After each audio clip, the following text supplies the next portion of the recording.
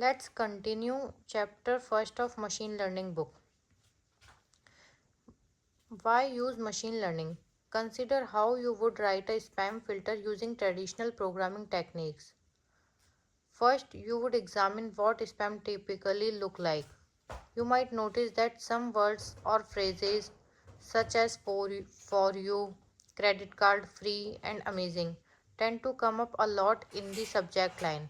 Perhaps you would also notice a few other patterns in the sender's name, the email's body, and other parts of the email. You would write a detection algorithm for each of the patterns that you noticed, and your program would flag emails as spam if a number of these patterns were detected. You would test your program and repeat step 1 and 2 until it was good enough to launch.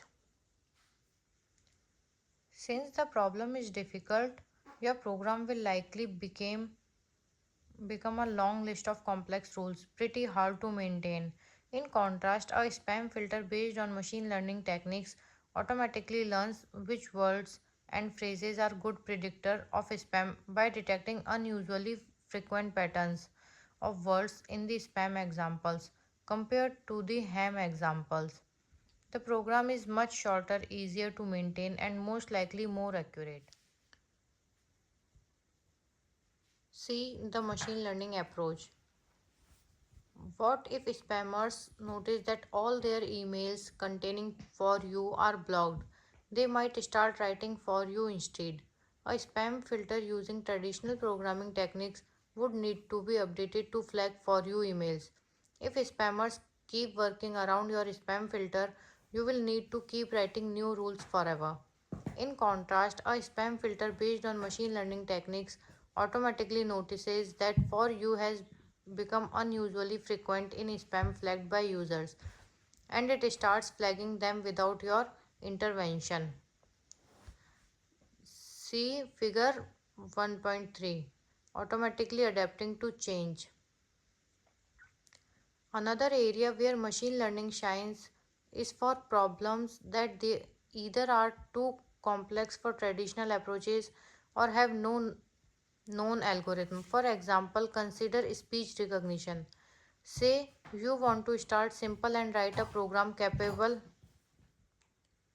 of distinguishing the words 1 and 2. You might notice that the word 2 starts with a high pitched sound T.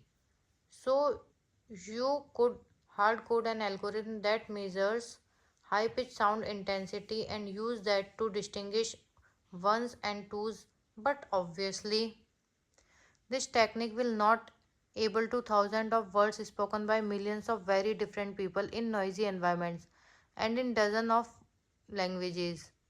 The best solution, at least today, is to write an algorithm that learns by itself, given many example recordings for each word.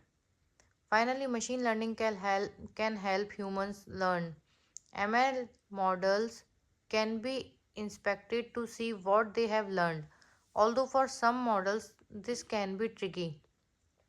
For instance, once a spam filter has been trained to enough spam, it can easily be inspected to reveal the list of words that combinations of words that it believes are the best predictors of spam.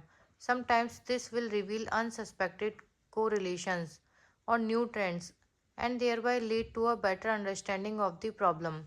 Digging into large amounts of data to discover hidden patterns is called data mining, and machine learning excels at it. See this figure. Machine learning can help humans learn. To summarize, machine learning is great for problem for which existing solutions require a lot of fine tuning or long list of rules. A machine learning model can often simplify code and perform better than the traditional approach. Complex problems for which using a traditional approach yields no good solution, the best machine learning techniques can perhaps find a solution.